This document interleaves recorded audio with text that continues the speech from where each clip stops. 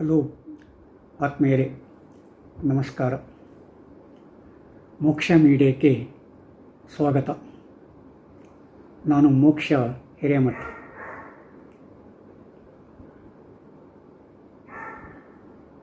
ಭಾಷೆ ಬರೀ ಸಂಪರ್ಕ ಮಾಧ್ಯಮವಷ್ಟೇ ಅಲ್ಲ, ಅದು ಒಂದು ಸಾಂಸ್ಕೃತಿಕ ನಾಗರಿಕ ಬೆಳವಣಿಗೆ ಹಂತವನ್ನು ಕೂಡ ವ್ಯಕ್ತಪಡಿಸ್ತಾ ಇದೆ. ಅದು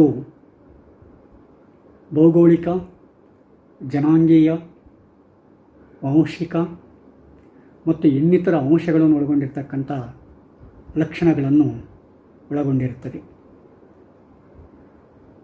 ಆದ ಕಾರಣ ಭಾಷೆ ಬರೀ ಸಂಪರ್ಕ ಮಾಧ್ಯಮವಾಗಿ ಅಷ್ಟೇ ಅಲ್ಲ, ಅದು ಜನಸಮುದಾಯದ ಆ ಭಾಷೆಯನ್ನು ಉಪಯೋಗಿಸ್ತಕ್ಕಂಥವರ, ಆ ಭಾಷೆಯನ್ನು ಆಡ್ತಕ್ಕಂಥವರ ಒಂದು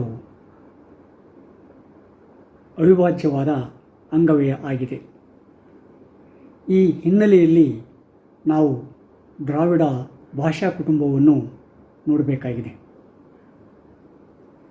ದ್ರಾವಿಡ ಭಾಷಾ ಕುಟುಂಬಕ್ಕೆ ತನ್ನದಾದ ಒಂದು ವಿಶಿಷ್ಟತೆ ಇದೆ. ಅದು ತನ್ನದೇ ಆದ ಛಾಪನ್ನು ಭಾಷಾ ಕೌಟುಂಬಿಕ ಸಮೂಹದಲ್ಲಿ ಛಾಪಿಸಿದೆ. ಹೀಗಾಗಿ ದ್ರಾವಿಡ ಭಾಷೆಯನ್ನು ಮತ್ತದರ ಕೌಟುಂಬಿಕ ಸಮೂಹವನ್ನು ನಾವು ವೀಕ್ಷಿಸದೆ, ಪರಿಗಣಿಸದೆ ಮುಂದೆ ಹೋಗಲಿಕ್ಕೆ ಸಾಧ್ಯತೆಯಿಲ್ಲ.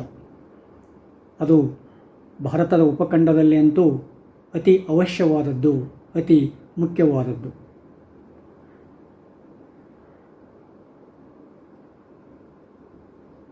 ದ್ರಾವಿಡ ಭಾಷಾ ಕುಟುಂಬದಲ್ಲಿ ಅನೇಕ ಪ್ರಭೇದಗಳಿವೆ. ಆ ಪ್ರಭೇದಗಳು ತಮ್ಮದೇ ಆದ ವಿಶಿಷ್ಟತೆಯನ್ನು ಹೊಂದಿವೆ. ಮಾನ್ಯರೇ, ಲೈಕ್ ಮಾಡಿ, ಶೇರ್ ಮಾಡಿ, ಮುಖ್ಯವಾಗಿ ಸಬ್ಸ್ಕ್ರೈಬ್ ಆಗಿ. ದ್ರಾವಿಡ ಭಾಷಾ ಕುಟುಂಬಕ್ಕೆ ಸುಮಾರಾಗಿ ಕ್ರಿಸ್ತಪೂರ್ವ 4500 ವರ್ಷಗಳ ಇತಿಹಾಸ ಇದೆ ಅಂತ ಹೇಳ್ತಾರೆ. ಇನ್ನೂ ಸರಿಯಾದ ವೈಜ್ಞಾನಿಕವಾದ ಸಂಶೋಧನೆಯನ್ನು ಮತ್ತು ಅಧ್ಯಯನವನ್ನು ಮಾಡಿದರೆ ಇದು ಇನ್ನೂ ಹಿಂದಕ್ಕೆ ಹೋಗ್ತಕ್ಕಂಥ ಸಾಧ್ಯತೆ ಇದೆ. ಕ್ರಿಸ್ತಪೂರ್ವ 4500 ವರ್ಷಗಳ ಹಿಂದೆಯೇ ದ್ರಾವಿಡ ಭಾಷೆ ತನ್ನ ಅಸ್ತಿತ್ವವನ್ನು ಪ್ರದರ್ಶಿಸಿತು. ಬರ್ತಾ ಬರ್ತಾ ಆ ಭಾಷಾ ಸಮೂಹದಲ್ಲಿ ಅನೇಕ ಪ್ರಭೇದಗಳುಂಟಾವು. ದ್ರಾವಿಡ ಭಾಷಾ ಕುಟುಂಬದಲ್ಲಿ ಸಾಮಾನ್ಯವಾಗಿ ನಾವು 30 ಪ್ರಭೇದಗಳನ್ನು ಕಂಡುಕೊಳ್ಳಬಹುದು. ಆ ಪ್ರಭೇದಗಳಿಗೆ ತಮ್ಮದೇ ಆದ ಒಂದು ವ್ಯಕ್ತಿತ್ವ, ತಮ್ಮದೇ ಆದ ವಿಶಿಷ್ಟತೆ, ತಮ್ಮದೇ ಆದ ಭಾವನೆ, ಭಕ್ತಿ ಮತ್ತಿನ್ನಿತರ ಲಕ್ಷಣಗಳನ್ನು ನಾವು ಕಂಡುಕೊಳ್ಳಬಹುದು.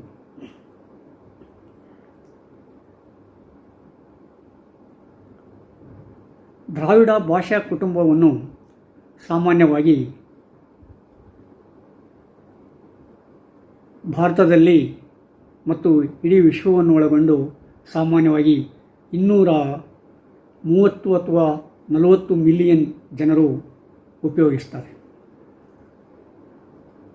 ದ್ರಾವಿಡ ಭಾಷಾ ಕುಟುಂಬ ಭಾರತ ಉಪಖಂಡದ ಒಂದು ಅವಿಭಾಜ್ಯ ಭಾಷಾ ಕುಟುಂಬ. ದ್ರಾವಿಡ ಭಾಷಾ ಕುಟುಂಬವನ್ನು ಹೊರತುಪಡಿಸಿ ನಾವು ಭಾರತವನ್ನು ಅರ್ಥ ಮಾಡಿಕೊಳ್ಳಲಿಕ್ಕೆ ಸಾಧ್ಯತೆ ಇಲ್ಲ. ಭಾರತದ ಬೆಳವಣಿಗೆಯನ್ನು ಕೂಡ ಗುರುತಿಸಲಿಕ್ಕೆ ಸಾಧ್ಯತೆ ಆಗೋದಿಲ್ಲ. ಯಾಕಂದರೆ ಭಾರತದ ಪ್ರಮುಖ ಘಟ್ಟಗಳಲ್ಲಿ ದ್ರಾವಿಡ ಭಾಷಾ ಕುಟುಂಬ ಕೂಡ ಒಂದಾನೊಂದು ಕಾಲಕ್ಕೆ ಇಡೀ ಭಾರತದಲ್ಲಿ ದ್ರಾವಿಡ ಭಾಷಾ ಕುಟುಂಬ ಪಸರಿಸಿತ್ತು ಅಂತ ಭಾಷಾ ತಜ್ಞರು ಅಭಿಪ್ರಾಯಪಡ್ತಾರೆ. ನಂತರದಲ್ಲಿ ಅನ್ಯ ಸಂಸ್ಕೃತಿಯ ಆಕ್ರಮಣ ಆದಾಗ ಅದು ದಕ್ಷಿಣ ಭಾರತದ ಕಡೆಗೆ ಪ್ರಯಾಣ ಬೆಳೆಸಿತು. ಅಥವಾ ದಕ್ಷಿಣ ಭಾರತದ ಕಡೆಗೆ ದೂಕಲ್ಪಟ್ಟಿತು ಅಂತ ಹೇಳ್ಬೋದು. ಅಂದರೆ ಅನ್ಯ ಭಾಷೆಯ ಸಂಸ್ಕೃತಿ ಆಕ್ರಮಣದೊಂದಿಗೆ ದ್ರಾವಿಡ ಭಾಷಾ ಕುಟುಂಬ ಕೂಡ ಛಿದ್ರವಾಗಿ ಬೇರೆ ಬೇರೆ ಪ್ರದೇಶಗಳಲ್ಲಿ ಪಸರಿಸಿತು.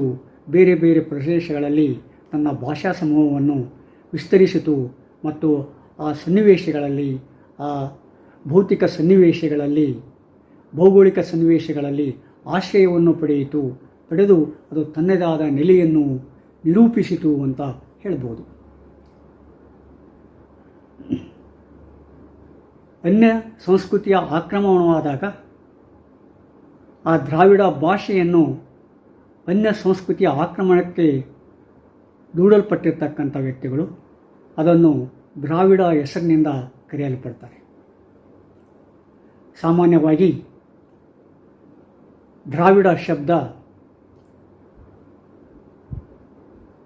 ಮೂಲ ದ್ರಾವಿಡ ಶಬ್ದದಿಂದ ಬಂದಿದೆ ಅಂತ ಹೇಳ್ಬೋದು. ದ್ರಾವಿಡ ಅಂದರೆ ಅದು ಯಾವುದೇ ಒಂದು ಜನಾಂಗವನ್ನು ವ್ಯಕ್ತಪಡಿಸುವುದಿಲ್ಲ. ಒಂದಾನೊಂದು ಕಾಲಕ್ಕೆ ದ್ರಾವಿಡ ಅಂದರೆ ಜನಾಂಗೀಯ ಭಾಷೆ, ಅದು ಒಂದು ಜನಾಂಗ ಅಂತ ಹೇಳ್ತಾ ಇದ್ರು.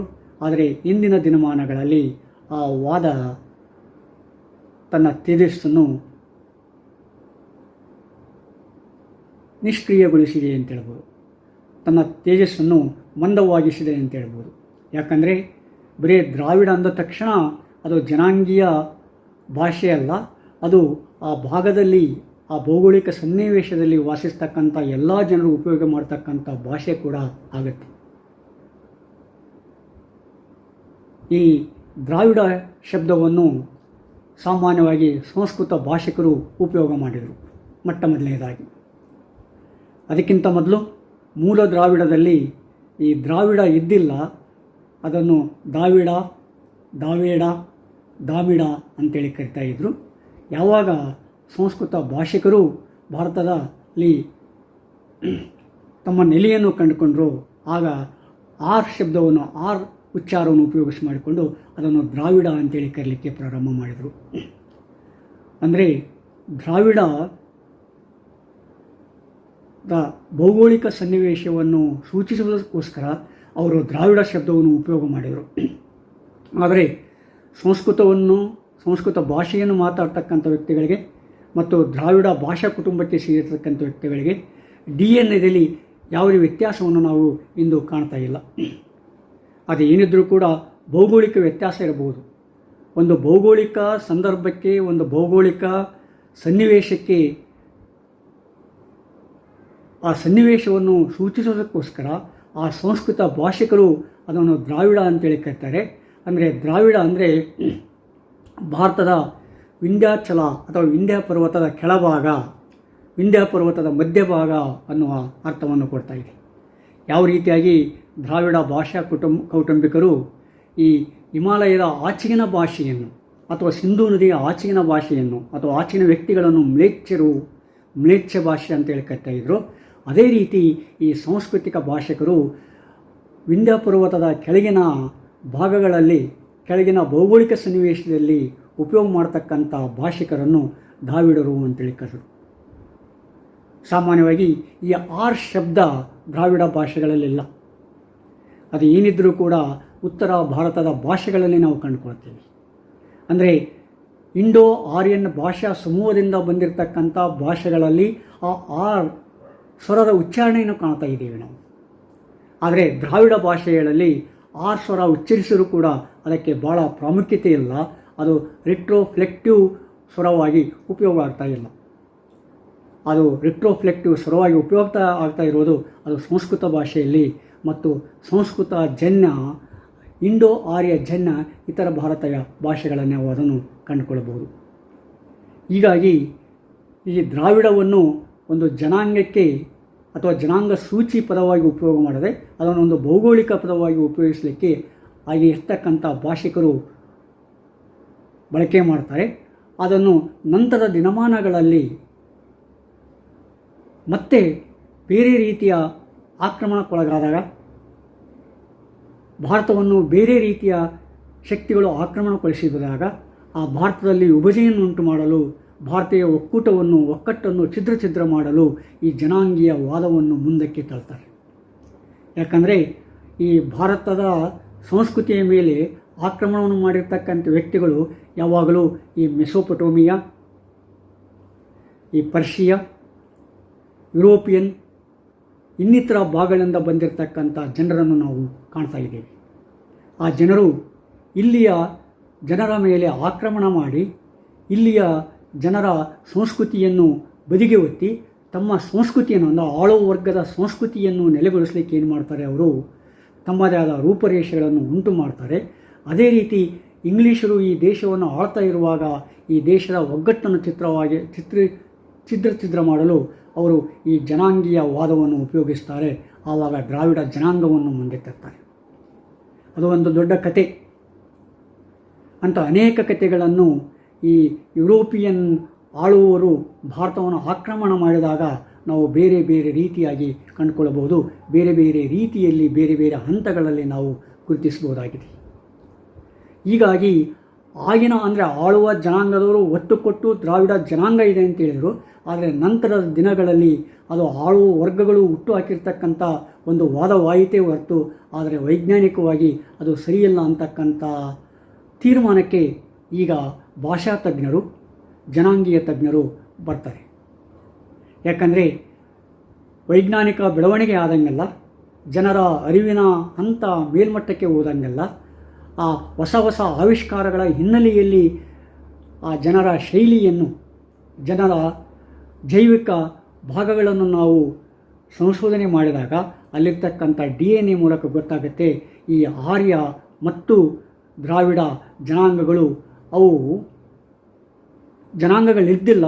ಆದರೆ ಕೆಲವು ಭಾಷಿಕರನ್ನು, ಕೆಲವು ವ್ಯಕ್ತಿಗಳ ಜೀವನ ಶೈಲಿಯನ್ನು, ಕೆಲವು ಭೌಗೋಳಿಕ ಪ್ರದೇಶಗಳಲ್ಲಿ ವಾಸ ಮಾಡ್ತಕ್ಕಂಥ ವ್ಯಕ್ತಿಗಳನ್ನು, ಜನ ಸಮುದಾಯಗಳನ್ನು ಸೂಚಿಸಲು ಉಪಯೋಗಿಸ್ತಕ್ಕಂಥ ಶಬ್ದಗಳಾಗಿವೆ ಅನ್ನೋ ಮಾತನ್ನು ಎತ್ತಿ ಹೇಳ್ತಾ ಇದ್ದಾರೆ. ಹೀಗಾಗಿ ನಾವು ಆ ದ್ರಾವಿಡ ಶಬ್ದವನ್ನು ವಿಂಧ್ಯ ಪರ್ವತದ ಕೆಳಗಿರ್ತಕ್ಕಂಥ, ಅಂದರೆ ವಿಂಧ್ಯ ಪರ್ವತದ ಕೆಳಬದಿಯಲ್ಲಿ ಬರ್ತಕ್ಕಂಥ ಈಗ ದಕ್ಷಿಣ ಭಾರತ ಅಂತ ಏನು ಕೇಳ್ತೀವಲ್ಲ, ಆ ದಕ್ಷಿಣ ಭಾರತದ ಭೌಗೋಳಿಕ ಸಂದರ್ಭದಲ್ಲಿ ವಾಸ ಮಾಡ್ತಕ್ಕಂಥ ಜನ ಸಮುದಾಯಗಳಿಗೆ, ಭಾಷೆಗಳನ್ನು ಅಲ್ಲಿ ಉಪಯೋಗ ಮಾಡ್ತಕ್ಕಂಥ ವ್ಯಕ್ತಿಗಳಿಗೆ ನಾವು ದ್ರಾವಿಡ ಭಾಷಾ ಕುಟುಂಬ ಅಂತ ಹೇಳ್ತಾ ಇದ್ದೀವಿ. ಈ ಹಿನ್ನೆಲೆಯಲ್ಲಿ ನಾವು ದ್ರಾವಿಡ ಭಾಷಾ ಕುಟುಂಬವನ್ನು ಅರ್ಥ ಮಾಡಿಕೊಳ್ಬೇಕಾಗತ್ತೆ. ಯಾಕಂದರೆ ದ್ರಾವಿಡ ಭಾಷಾ ಕುಟುಂಬ ಅತೀ ಪ್ರಾಚೀನವಾದ ಕುಟುಂಬ. ಆದರೆ ದ್ರಾವಿಡ ಭಾಷೆ ಹೇಗಿತ್ತು? ಹಾಗಾದರೆ ಯಾವುದೇ ಒಂದು ಭಾಷೆಯನ್ನು ಗುರುತಿಸೋದು ಭಾಳ ಕಷ್ಟ ಆಗುತ್ತೆ. ಅದರ ಉಗಮವನ್ನು ಎತ್ತಿ ತೋರಿಸೋದು ಭಾಳ ಕಷ್ಟ ಆಗುತ್ತೆ. ಆ ಭಾಷೆ ಈ ರೀತಿಯಾಗಿ ಉಗಮವಾಗಿರಬಹುದು ಅಂತ ಹೇಳ್ಬೋದು ನಾವು. ಆದರೆ ಸ್ಪಷ್ಟವಾಗಿ ಹೇಳಲಿಕ್ಕೆ ಅನೇಕ ಉದಾಹರಣೆಗಳ ಸ್ಪಷ್ಟವಾಗಿ ಹೇಳಲಿಕ್ಕೆ ಕೆಲವು ವೈಜ್ಞಾನಿಕ ಸಂಗತಿಗಳ ಕೊರತೆಯನ್ನು ನಾವು ಅನುಭವಿಸ್ತಾ ಇದ್ದೇವೆ. ಆದರೆ ಕೆಲವರು ಹೇಳ್ತಾರೆ, ಸಿಂಧೂ ನದಿಯ ದಂಡೆಯ ಮೇಲೆ ಉಗಮವಾಗಿರ್ತಕ್ಕಂಥ ಹರಪ್ಪ ಮತ್ತು ಮೊಹೆಂಜೊದಾರೋ ಸಂಸ್ಕೃತಿ, ನಾಗರಿಕತೆ ಏನಿತ್ತಲ್ಲ, ಅದು ದ್ರಾವಿಡ ಮೂಲದ ನಾಗರಿಕತೆಯ ಸಂಸ್ಕೃತಿ ಅಂತ ಹೇಳ್ತಾ ಇದ್ದಾರೆ. ಯಾಕಂದರೆ ಅಲ್ಲಿ ಸಿಕ್ಕಿರ್ತಕ್ಕಂಥ ಸಂಕೇತಗಳು, ಭಾಷಾ ಸಂಜ್ಞೆಗಳು ಅವು ದ್ರಾವಿಡ ಭಾಷಾ ಕುಟುಂಬವನ್ನು ಹೋಲ್ತಾ ಇದ್ದಾವೆ. ಆದ ಕಾರಣ ಆ ಸಿಂಧೂ ನದಿಯ ಭಾಷೆ ಏನಿತ್ತಲ್ಲ ಅದು ಮೂಲ ದ್ರಾವಿಡ ಭಾಷೆ ಅಂತ ಹೇಳ್ತಾ ಇದ್ದಾರೆ. ಆದರೆ ಅದನ್ನು ಇನ್ನೂ ಸ್ಪಷ್ಟವಾಗಿ ಹೇಳುವುದು ಭಾಳ ಕಷ್ಟ ಸಾಧ್ಯ ಆಗುತ್ತೆ. ಯಾಕಂದರೆ ಅಲ್ಲಿ ಸಿಕ್ಕಿರ್ತಕ್ಕಂಥ ಸಂಜ್ಞೆಗಳನ್ನು, ಅಲ್ಲಿ ಸಿಕ್ಕಿರ್ತಕ್ಕಂಥ ಸಂಕೇತಗಳನ್ನು ನಾವು ಇನ್ನೂ ಕೂಡ ಅರ್ಥೈಸಲಿಕ್ಕೆ ಸಾಧ್ಯತೆ ಆಗಿಲ್ಲ. ಅವುಗಳನ್ನು ಏನಿದ್ರೂ ಕೂಡ ತುಂಡು ತುಂಡಾಗಿ ಅರ್ಥ ಮಾಡಿಕೊಳ್ಳಿಕ್ಕೆ ಪ್ರಯತ್ನ ಪಟ್ಟಿದ್ದೇವೆ ಹೊರತು ಅವುಗಳನ್ನು ಪೂರ್ಣವಾಗಿ ಸಚಿತ್ರವಾಗಿ ಅರ್ಥ ಮಾಡಿಕೊಳ್ಳಿಕ್ಕೆ ನಮಗೆ ಇನ್ನೂ ಕೂಡ ಸಾಧ್ಯವಾಗ್ತಾ ಇಲ್ಲ. ಆ ಹಿನ್ನೆಲೆಯಲ್ಲಿ ಹರಪ್ಪ ಮತ್ತು ಮೊಹೆಂಜೊದಾರೋ ಸಂಸ್ಕೃತಿಯ ಭಾಷೆ ದ್ರಾವಿಡ ಮೂಲ ಭಾಷೆ ಅಂತ ಹೇಳೋದು ಭಾಳ ಕಷ್ಟ ಆಗುತ್ತೆ. ಆದರೆ ಅದನ್ನು ತಳ್ಳಿ ಹಾಕಲಿಕ್ಕೆ ಕೂಡ ಆಗ್ತಾ ಇಲ್ಲ. ಹೀಗಾಗಿ ನಾವು ಸಾಮಾನ್ಯವಾಗಿ ಇಲ್ಲಿವರೆಗೆ ತಿಳಿದುಕೊಂಡಿರೋ ಪ್ರಕಾರ ಈ ದ್ರಾವಿಡ ಮೂಲ ಭಾಷೆ ಸಿಂಧೂ ನದಿ ಸಂಸ್ಕೃತಿಯ ದಂಡೆಯ ಮೇಲೆ ಉಗಮವಾಯಿತು, ಬೆಳವಣಿಗೆ ಆಯಿತು, ಪೋಷಣೆ ಆಯಿತು, ಮುಂದೆ ಅದು ಭಾರತದ ತುಂಬೆಲ್ಲ ಹಬ್ಬಿಕೊಳಿತು, ಪಸರಿಸಿತು ಅಂತ ಹೇಳ್ಬೋದು. ನಂತರದಲ್ಲಿ ಅಂದರೆ ಬೇರೆ ಬೇರೆ ಸಂಸ್ಕೃತಿಗಳ ಆಕ್ರಮಣ ಭಾರತದ ಮೇಲೆ ಆದಾಗ ಅದು ಒಂದು ಭೌಗೋಳಿಕ ಪ್ರದೇಶದಿಂದ ಇನ್ನೊಂದು ಭೌಗೋಳಿಕ ಪ್ರದೇಶ ಕಡೆಗೆ ಹೋಗ್ತಾ ಇರುವಾಗ ತಿರುಗ್ತಾ ಇರುವಾಗ ಅಲ್ಲಿ ಅನೇಕ ಭಾಷೆಗಳ ಉಗಮಗಳನ್ನು ಕೂಡ ನಾವು ಕಂಡುಕೊಳ್ತಾ ಇದ್ದೀವಿ. ಈ ಹಿನ್ನೆಲೆಯಲ್ಲಿ ಭಾಷಾಶಾಸ್ತ್ರಜ್ಞರು ಏನು ಮಾಡ್ತಾರೆ, ಭಾಷಾ ತಜ್ಞರು ದ್ರಾವಿಡ ಭಾಷಾ ಕುಟುಂಬವನ್ನು 4 ಭಾಗಗಳಾಗಿ ವಿಂಗಡಿಸ್ತಾರೆ. ಆ 4 ಭಾಗಗಳು ಯಾವೆಂದರೆ ದಕ್ಷಿಣ ಭಾಷಾ ಕುಟುಂಬ, ದಕ್ಷಿಣ ಮಧ್ಯ ಭಾಷಾ ಕುಟುಂಬ,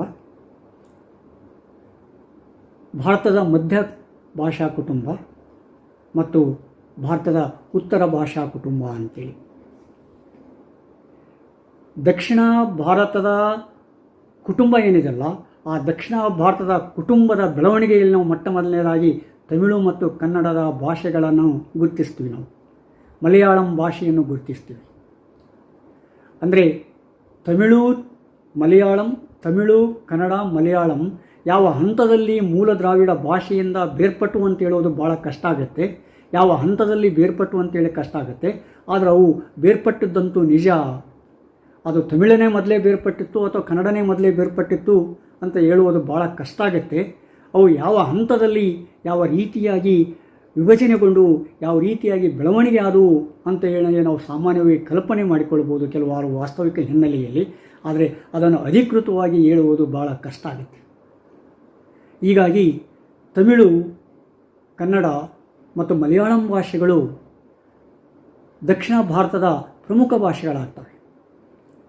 ನಂತರದಲ್ಲಿ ಆ ಭಾಷೆಗಳು ಇನ್ನಿತರ ಪ್ರಭೇದಗಳು ಶುರುವಾಗ್ತವೆ. ಆ ಪ್ರಭೇದಗಳಲ್ಲಿ ಪ್ರಮುಖವಾಗಿ ನಾವು ಇರುಳು, ಕೊಂಡಿ, ಕೋಟ, ಬಡಗ, ಕೊಡವ, ತುಳು ಇತ್ಯಾದಿ ಭಾಷೆಗಳನ್ನು ನಾವು ಗುರುತಿಸ್ಬೋದು. ನಂತರದಲ್ಲಿ ದಕ್ಷಿಣ ಮಧ್ಯ ಭಾಷಾ ಕುಟುಂಬದಲ್ಲಿ ನಾವು ತೆಲುಗನ್ನು ಕಂಡುಕೊಳ್ಳಬಹುದು. ಸಾಮಾನ್ಯವಾಗಿ ವಿಂಧ್ಯ ಪರ್ವತದ ಕೆಳಗಡೆ ಇರತಕ್ಕಂಥ ದಕ್ಷಿಣ ಮಧ್ಯದಲ್ಲಿ ಈ ತೆಲುಗಿನ ಉಗಮವಾಗುತ್ತೆ, ತೆಲುಗಿನ ಬೆಳವಣಿಗೆ ಆಗುತ್ತೆ. ಆ ತೆಲುಗಿನ ಬೆಳವಣಿಗೆಯಲ್ಲೂ ಕೂಡ ಅನೇಕ ಉಪಭಾಷೆಗಳನ್ನು, ಅನೇಕ ಪ್ರಭೇದಗಳನ್ನು ನಾವು ಕಂಡುಕೊಳ್ಬೋದು. ಸಾಮಾನ್ಯವಾಗಿ ಈ ಗೊಂಡ, ಮುಂಡ ಇತ್ಯಾದಿ ಭಾಷೆಗಳನ್ನು ನಾವು ಕಂಡುಕೊಳ್ಬೋದು. ಚೆಂಚು, ಈ ಸಾಮಾನ್ಯವಾಗಿ ಚೆಂಚರು ಆಡ್ತಕ್ಕಂಥ ಭಾಷೆ ಚೆಂಚು ಅಂತಾಗುತ್ತೆ. ಇದು ಶ್ರೀಶೈಲ ಭಾಗದಲ್ಲಿ ಈ ಭಾಷೆಯನ್ನು ನಾವು ಪತ್ತೆ ಹಚ್ಚಬಹುದು, ಗುರುತಿಸ್ಬೋದು. ಇಂದೂ ಕೂಡ ಆ ಭಾಷೆನ ಆಡ್ತಕ್ಕಂಥ ಜನಾಂಗ ಅಲ್ಲಿ ವಾಸ ಮಾಡ್ತಾಯಿದೆ. ಹೀಗೆ ದಕ್ಷಿಣ ಮಧ್ಯಭಾಗದಲ್ಲಿ ಈ ಭಾಷಾ ಪ್ರಭೇದಗಳು ಬೆಳ್ಕೊಂಡು ಹೋದವು. ನಂತರದಲ್ಲಿ ನಾವು ಈ ಮಧ್ಯ ಭಾಷಾ ಕುಟುಂಬಕ್ಕೆ ಬರ್ತೇವೆ.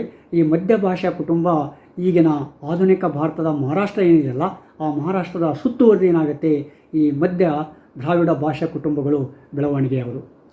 ಅವುಗಳಲ್ಲಿ ಪ್ರಮುಖವಾಗಿ ಕೊಲಮಿ, ಒಳ್ಳಾರಿ ಮತ್ತು ಕುರುವ, ಕುವಿ ಇನ್ನಿತರ ಭಾಷೆಗಳನ್ನು ನಾವು ಸೇರಿಸಬಹುದು.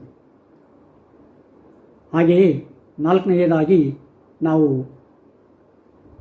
ಈ ವಿಂಧ್ಯ ಪರ್ವತದ ಮೇಲ್ಭಾಗದಲ್ಲಿರ್ತಕ್ಕಂಥ, ಅಂದರೆ ಉತ್ತರ ಭಾಗದಲ್ಲಿರ್ತಕ್ಕಂಥ ಭಾಷೆಗಳನ್ನು, ಉತ್ತರ ಭಾಗದಲ್ಲಿ ಉಪಯೋಗಿಸ್ತಕ್ಕಂಥ ಈ ದ್ರಾವಿಡ ಭಾಷಾ ಕುಟುಂಬಗಳನ್ನು ಕೂಡ ನಾವು ನೋಡ್ಬೋದು. ಅವುಗಳಲ್ಲಿ ಸಾಮಾನ್ಯವಾಗಿ ಈ ಕುರುವಿ, ಮಾಲ್ಟೋ ಮತ್ತು ಬ್ರಾಹ್ವಿ ಭಾಷೆಗಳು ಭಾಳ ಪ್ರಮುಖವಾಗ್ತವೆ. ಈ ಬ್ರಾಹ್ವಿಯ ಭಾಷೆ ಬರೀ ಭಾರತದಲ್ಲೇ ಅಷ್ಟೇ ಅಲ್ಲ, ಅದು ಪಾಕಿಸ್ತಾನ, ನೇಪಾಳ, ಇರಾನ್ ಮತ್ತು ಇನ್ನಿತರ ಭಾಗಗಳಲ್ಲಿ ಕೂಡ ಆ ಬ್ರಾಹ್ವಿ ಭಾಷೆನ ಆಡ್ತಕ್ಕಂಥ ಜನ ಇಂದಿಗೂ ಕೂಡ ಇದ್ದಾರೆ. ಅವರು ಒಂದು ಪರಿಗಣನೆಯ ಸಂಖ್ಯೆಯಲ್ಲಿ ಪಾಕಿಸ್ತಾನದಲ್ಲಿ ಆ ಭಾಷೆನ ಉಪಯೋಗ ಮಾಡ್ತಾ ಇದ್ದಾರೆ. ವಿಶೇಷವಾಗಿ ಪಾಕಿಸ್ತಾನದ ಬಲೂಚಿಸ್ತಾನದಲ್ಲಿರ್ತಕ್ಕಂಥ ವ್ಯಕ್ತಿಗಳೇನಿದ್ದಾರಲ್ಲ, ಅವರು ಇವತ್ತು ಕೂಡ ಬ್ರಾಹ್ವಿ ಭಾಷೆಯನ್ನು ತಮ್ಮ ಮಾತೃಭಾಷೆಯಾಗಿ, ತಮ್ಮ ಅಧಿಕೃತ ಭಾಷೆಯಾಗಿ ಉಪಯೋಗಿಸ್ತಾ ಇದ್ದಾರೆ. ಆ ಬ್ರಾಹ್ವಿ ಭಾಷೆ ದ್ರಾವಿಡ ಭಾಷಾ ಕುಟುಂಬದ ಉತ್ತರ ಭಾಗದಲ್ಲಿ ಬರ್ತಕ್ಕಂಥ ಒಂದು ಭಾಷೆ. ಹೀಗೆ ಈ ದ್ರಾವಿಡ ಭಾಷಾ ಕುಟುಂಬ ಅನೇಕ ಕವಲುಗಳಾಗಿ, ಅನೇಕ ಪ್ರಭೇದಗಳಾಗಿ ಜಗತ್ತಿನ ಬೇರೆ ಬೇರೆ ಕಡೆ ಹಬ್ಬಿದೆ. ನಂತರ ದಿನಮಾನಗಳಲ್ಲಿ ದ್ರಾವಿಡ ಭಾಷೆ ಅದು ತಮಿಳು ಇರಬಹುದು, ತೆಲುಗು ಇರಬಹುದು, ಮಲಯಾಳಂ ಇರಬಹುದು, ಕನ್ನಡ ಇರ್ಬೋದು. ಈ ಭಾಷೆಗಳೇನು ಮಾಡ್ತವೆ, ಜಗತ್ತಿನ ನಾನಾ ದೇಶಗಳಲ್ಲಿ ತಮ್ಮ ಬೆಳವಣಿಗೆಯನ್ನು ತೋರಿಸ್ತವೆ. ಗಲ್ಫ್ ದೇಶಗಳಿರ್ಬೋದು, ಇರಾಕ್ಗಳಿರ್ಬೋದು, ಅಮೇರಿಕ ಇರ್ಬೋದು, ಇಂಗ್ಲೆಂಡ್ ಇರ್ಬೋದು, ಜರ್ಮನಿ ಇರ್ಬೋದು, ಮತ್ತು Spain, Indonesia, Thailand, Singapore, Ceylon ಇತ್ಯಾದಿ, ನೇಪಾಳ ಇತ್ಯಾದಿ ಭಾಗಗಳಲ್ಲಿ ನಾವು ಈ ದ್ರಾವಿಡ ಭಾಷಾ ಕುಟುಂಬಗಳನ್ನು, ದ್ರಾವಿಡ ಭಾಷೆಗಳನ್ನು ಕಾಣಿಕೊಳ್ಳಲಿಕ್ಕೆ ಸಾಧ್ಯತೆ ಇದೆ. ಈ ದ್ರಾವಿಡ ಭಾಷೆಗೆ ತನ್ನದೇ ಆದ ಒಂದು ಅಸ್ತಿತ್ವ ಇದೆ, ಅದಕ್ಕೆ ತನ್ನದೇ ಆದ ಒಂದು ಮಹತ್ವ ಇದೆ. ಆ ದ್ರಾವಿಡ ಭಾಷೆಯನ್ನು ಸರಿಯಾಗಿ ಅರ್ಥ ಮಾಡಿಕೊಳ್ಳಾದೆ ನಾವು ಯಾವುದೇ ರೀತಿಯಲ್ಲಿ ಆ ದ್ರಾವಿಡ ಭಾಷೆಯನ್ನು ಅರ್ಥ ಮಾಡಿಕೊಳ್ಳಕ್ಕೆ ಹೋದರೆ ನಾವು ಆ ಮಟ್ಟಿಗೆ ಆ ದ್ರಾವಿಡ ಭಾಷೆಯನ್ನು ತಪ್ಪಾಗಿ ಅರ್ಥೈಸಲಿಕ್ಕೆ ಸಾಧ್ಯತೆ ಇದೆ. ಆದ ಕಾರಣ ಪ್ರಸ್ತುತ ಪರಿಸ್ಥಿತಿಯಲ್ಲಿ ಈ ನಿಷ್ಕಲ್ಮಶವಾದ ನಿರ್ಭಾವನೆಯಿಂದ ಕೂಡಿರ್ತಕ್ಕಂಥ ಒಂದು ಸಂಶೋಧನಿಕ ಅಧ್ಯಯನ ಆಗಬೇಕಾಗಿದೆ. ಯಾಕಂದರೆ ಭಾಷೆಯ ಅರಿವು ಮುಖ್ಯ ಆಗುತ್ತೆ. ಆದರೆ ಭಾಷೆಯ ಅರಿವು ಆರಾಧನೆ ಆದಾಗ ಏನಾಗುತ್ತೆ, ಅದು ಭಾಷಾಭಿಮಾನಕ್ಕೆ, ದುರಾಭಿಮಾನಕ್ಕೆ ಎಡೆ ಮಾಡಿಕೊಡ್ತದೆ. ಭಾಷಾ ಅಭಿಮಾನ ಬೇಕು, ಆದರೆ ದುರಾಭಿಮಾನ ಭಾಳ ಅಪಾಯ ತರ್ತೈತಿ.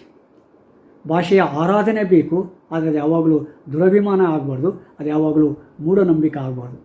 ಆದರೆ ಭಾರತದ ಸ್ವಾತಂತ್ರ್ಯ ನಂತರದಲ್ಲಿ ಈ ಭಾಷಾ ಆರಾಧನೆ ಹೆಸರಿನಲ್ಲಿ ಎಷ್ಟೋ ಜನ ಏನು ಮಾಡ್ತಾರೆ, ಆ ಭಾಷೆಯ ಮತಾಂಧರ ಆಗಿಬಿಟ್ಟಿದ್ದಾರೆ. ಆದ ಕಾರಣ ಆ ಭಾಷೆಯ ಮತಾಂಧತೆಯಲ್ಲಿ ಆ ಭಾಷೆಯ ಅರಿವು ಮತ್ತು ಆರಾಧನೆ ಇವೆರಡರ ನಡುವೆ ಅನುಸಂಧಾನವನ್ನು ಮಾಡ್ತಾ ಭಾರತದ ಬೆಳವಣಿಗೆಯನ್ನು ಇನ್ನಷ್ಟು ಪುಷ್ಟಿಗೊಳಿಸುವತ್ತ, ಇನ್ನಷ್ಟು ದುಪ್ಪಟ್ಟು ಮಾಡುವತ್ತ ಪ್ರಯತ್ನ ಮಾಡ್ತಕ್ಕಂಥ ಒಂದು ಸಂದರ್ಭ ಈಗ ಇದೆ. ಆ ಹಿನ್ನೆಲೆಯಲ್ಲಿ ಈಗ ದ್ರಾವಿಡ ಭಾಷಾ ಕುಟುಂಬವನ್ನು ಸಂಶೋಧನೆ ಮಾಡಬೇಕು. ಆ ಹಿನ್ನೆಲೆಯಲ್ಲಿ ಭಾಷಾ ಕುಟುಂಬವನ್ನು ಅಧ್ಯಯನ ಮಾಡಬೇಕು. ಅಂದರೆ ಇಲ್ಲಿವರೆಗೆ ಆ ಭಾಷಾ ಸಂಶೋಧನೆ ಆಗಿಲ್ಲ, ಅಧ್ಯಯನ ಆಗಿಲ್ಲ ಅಂತ ಹೇಳಲಿಕ್ಕೆ ಆಗೋದಿಲ್ಲ. ಸಾಕಷ್ಟು ಜನರು ಅಧ್ಯಯನವನ್ನು ಮಾಡಿದ್ದಾರೆ, ಸಂಶೋಧನೆಯನ್ನು ಮಾಡಿದ್ದಾರೆ. ಆದರೆ ಆ ಸಂಶೋಧನೆ ಕೆಲವು ಸಲ ಆರಾಧನೆಯ ಮಟ್ಟಕ್ಕೆ ಹೋಗಿಬಿಟ್ಟಿದೆ. ಅರಿವಿನ ಮಟ್ಟದಿಂದ ಸಂಶೋಧನೆ ಆಗಬೇಕೆ ಹೊರತು ಆರಾಧನೆಯಿಂದಲ್ಲ. ಅರಿವು, ಆರಾಧನೆ, ಅನುಸಂಧಾನ ಆಗಲಿ. ಆದರೆ ಬರೀ ಆರಾಧನೆ ಆಗಿಬಿಟ್ರೆ ಏನಾಗುತ್ತೆ, ಅಲ್ಲಿ ನಾವು ತಪ್ಪುಗಳನ್ನು ಮಾಡ್ತಕ್ಕಂಥ, ಅವೈಜ್ಞಾನಿಕವಾಗಿ ಅಭ್ಯಾಸ ಮಾಡ್ತಕ್ಕಂಥ ಒಂದು ಪರಿಸ್ಥಿತಿ ಏರ್ಪಡ್ತಾ ಇದೆ. ಆದ ಕಾರಣ ಕೆಲವರು ಅರಿವಿನಿಂದ ಭಾಷೆಯನ್ನು ಅಧ್ಯಯನ ಮಾಡಿದ್ದಾರೆ, ಅವರಿಗೆ ನಾವು ಒಂದು ಸೆಲ್ಯೂಟ್ ಕೊಡಬೇಕಾಗತ್ತೆ. ಆದರೆ ಕೆಲವರು ಆರಾಧನೆಯಿಂದ ಭಾಷೆಯನ್ನು ಅಧ್ಯಯನ ಮಾಡಿದರೆ, ಸಂಶೋಧನೆ ಮಾಡ್ತಾರೆ, ಅದನ್ನು ನಾವು ಸಂಶಯದ ದೃಷ್ಟಿಯಿಂದ ನೋಡಬೇಕಾಗತ್ತೆ. ಆದ ಕಾರಣ ಈ ಎರಡನ್ನೂ ಮೇಳೈಸಿ ವೈಜ್ಞಾನಿಕವಾಗಿ ಈ ದ್ರಾವಿಡ ಭಾಷಾ ಕುಟುಂಬಗಳನ್ನು, ದ್ರಾವಿಡ ಭಾಷಾ ಸಮೂಹಗಳನ್ನು ಅರ್ಥ ಮಾಡಿಕೊಳ್ಳಿಕ್ಕೆ ನಾವು ಪ್ರಯತ್ನ ಪಡಬೇಕಾಗತ್ತೆ. ಆಗ ಮಾತ್ರ ನಾವು ಭಾಷೆಯನ್ನು ಸ್ಪಷ್ಟವಾಗಿ ಅರ್ಥ ಮಾಡಿಕೊಳ್ಳಲಿಕ್ಕೆ, ಭಾಷೆಯನ್ನು ಬೆಳವಣಿಗೆಯಾಗಿಸಲಿಕ್ಕೆ, ಭಾಷೆಯನ್ನು ಆರ್ಥಿಕ ಅಭಿವೃದ್ಧಿಯ, ಸಾಂಸ್ಕೃತಿಕ ಬೆಳವಣಿಗೆಯ ಒಂದು ಪ್ರಮುಖ ಘಟ್ಟವಾಗಿ ಕಾಣಲಿಕ್ಕೆ ಸಾಧ್ಯತೆ ಆಗುತ್ತೆ. ಈ ಪ್ರಸ್ತುತ ಪರಿಸ್ಥಿತಿಯಲ್ಲಿ ಭಾರತದಂಥ ದೇಶದಲ್ಲಿ ಈ ದಿಕ್ಕಿನತ್ತ ನೀವು ಮುನ್ನಡೆಯಬೇಕಾಗಿದೆ. ಆಳುವ ವರ್ಗ ಅದಕ್ಕೆ ಅನುಕೂಲಗಳನ್ನು ಸೃಷ್ಟಿಸಬೇಕು. ತನ್ನ ಉಪಯೋಗಕ್ಕಾಗಿ ಅನುಕೂಲಗಳನ್ನು ಸೃಷ್ಟಿಸಿದರೂ ಕೂಡ ಅದು ಯಾವುದೋ ಕಾಲಘಟ್ಟದಲ್ಲಿ ಜನಸಾಮಾನ್ಯರಿಗೆ ಉಪಯೋಗ ಆಗಿಬಿಡುತ್ತೆ. ಆದರೆ ಪ್ರಜಾಸತ್ತಾತ್ಮಕ ಪದ್ಧತಿಯಲ್ಲಿರ್ತಕ್ಕಂಥ ಅಥವಾ ಪ್ರಜಾಸತ್ತಾತ್ಮಕ ಪದ್ಧತಿನ ಒಪ್ಪಿಕೊಂಡಿರ್ತಕ್ಕಂಥ ನಾವುಗಳು ಪ್ರಜೆಗಳಿಗೆ, ಜನಸಾಮಾನ್ಯರಿಗೆ ಉಪಯೋಗವಾಗುವ ರೀತಿಯಲ್ಲಿ ಆ ಭಾಷೆಗಳ ಅಧ್ಯಯನ ಆಗಬೇಕು, ಆ ಭಾಷೆಗಳನ್ನು ಸಂಶೋಧನೆ ಮಾಡಬೇಕು. ಈ ದಿಕ್ಕಿನತ್ತ ನಾವೆಲ್ಲ ದಾಪುಗಾಲು ಹಾಕೋಣ ಅಂತೇಳಿ ಆಶಿಸ್ತೇನೆ. ಮತ್ತೆ ಮುಂದಿನ ಘಟನಾವಳಿಗಳಲ್ಲಿ ಭೇಟಿಯಾಗೋಣ. ನಮಸ್ಕಾರ.